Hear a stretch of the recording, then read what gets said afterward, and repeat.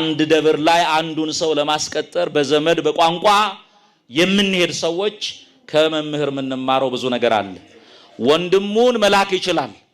እሱ ከእንደዚህ አይነት እሳቤ ቤተሰብን ወገንን በስጋ ከመጥቀም የወጣ በመንፈሳዊ ዓለም ውስጥ ያለ ሰው ስለሆነ ያሰበው ያንን አውደ ምሕረት ያንን ህዝብ በአግባቡ ማል ያገለግል ይችላል በሚል እኔን ነው የላከኝ ወንድሙ ይያለ ማለት ነው።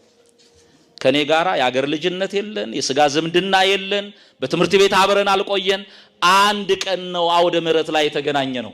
ስለዚህ መምህርን አብሮን ሲኖር ብዙ ማናውቀው ነገር አለ።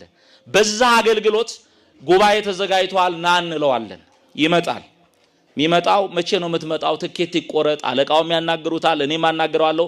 አይ ትኬቱን እኔ ለራሴ መርሃ ግብር እንዲመቸኝ አድርጌ ነው የምቆርጠው እዛው እንደሚሆን ታረጋላችሁ ይላል። የሚመጣበትን ቀን አይናገርም ብቻ የአገልግሎቱ ሰዓት ላይ ይደርሳል።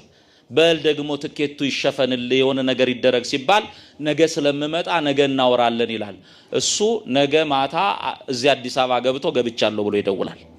እንዲህ አይነት ህይወት ያለው ሰው ነው። አንድ ነገር ልንገራችሁ። የሱ ልፈስ ሲሰማ የተሰማኝን ነገር ሁላችሁ እንደተሰማችሁ ነው። ለኔ ደግሞ እጥፍ ድርብ ነው። እጥፍ ድርብ ያደረገብኝ የዛሬ 18 ዓመት በአብይ ጾም በዚህ ወቅት ነው እኔ አሜሪካ ሄድኩት። ኤርፖርት መጥቶ መኪና ይዞ መጥቶ ተቀብሎኝ ማረፊያ ድረስ ያደረሰኝ እሱ ነው። ከ18 ዓመት በኋላ በዛው ቀን የሱን አስከሬን ወደዚህ ይዞ መምጣት ምን ያህል የህሊና ፈተና እንደሚኖረው መናገር ባልናገረውም ስሜቱ ይገባቸዋል። ይሄ አይደለም ያመመኝ የሄደው ሰናፊሉን መጽሐፍ ቅዱሱን የሚይዝበትን ደግሞ ሻንጣ ይዘህ ሄዳሉ። ከ10 ዓመት በፊት አጥፌ ሰጠውትን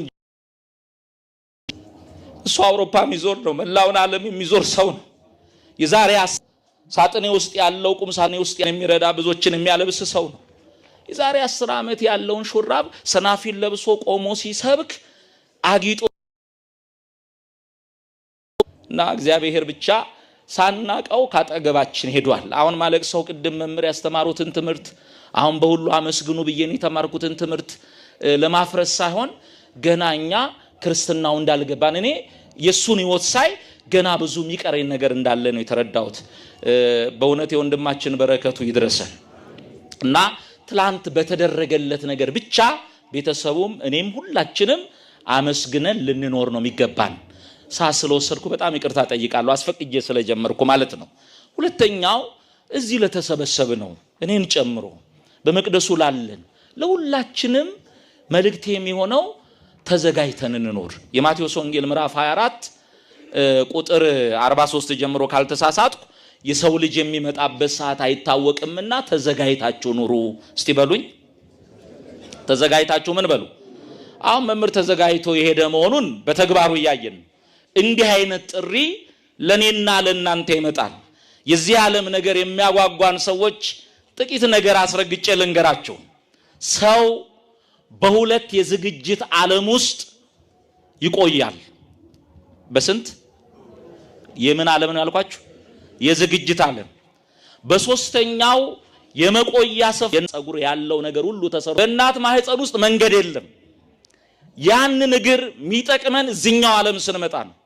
እጅ በእናት ማህፀን ውስጥ አብዛኛው በማህፀን ውስጥ ጥቅም የሌላቸው ነገሮች ተዘጋጅተው ያለቁት በእናት ማህፀን ውስጥ ነው። ለምን ስንል ወደዚህኛው ዓለም ስንመጣ እንዳንቸገር እግራችን እንድንጓዝበት አይናችን እንድናይበት በእጆቻችን እንድንሰራ በዚህ ዓለም የሚጠቅሙን ነገሮች ያለቁት ማህፀን ውስጥ ነው። ስለዚህ የመጀመሪያው ዓለማችን የእናት ማህፀን ነው። እዛ ደግሞ የምንቆይበት የጊዜ ገደብ ምን ተደርጓል? ተቀምጧል።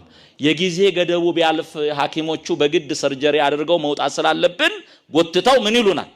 ያወጡናል። ቀመን ሁሉ በዚህ ያላዘጋጀነው በጎ ስራ ለላኛው ዓለም ሊጠቅመን አይችልም። በዛ የሚጠቅመን በዚህ የምንሰራው በጎ ስራ ነው። ያንን ዘርዝሬ ልነግራችሁ አልችልም። በዚህ ዓለም ተዘጋጅተው የኖሩ ሰዎች ቢሞቱ በገነት ይቆያሉ። የት ሄደው ይቆያሉ?